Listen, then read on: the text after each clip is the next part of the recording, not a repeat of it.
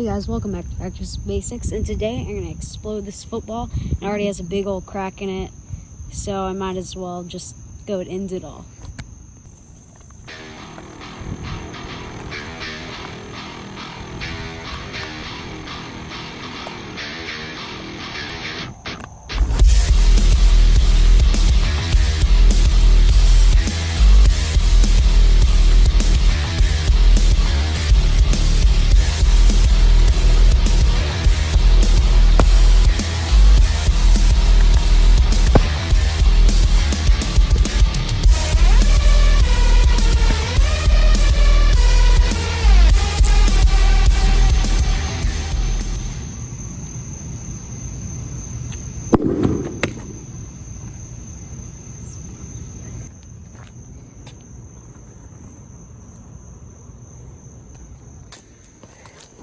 Here's the bladder of it. It's all like torn up.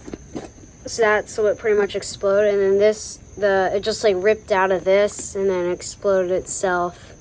Tell me in the comments what I should use the leather for.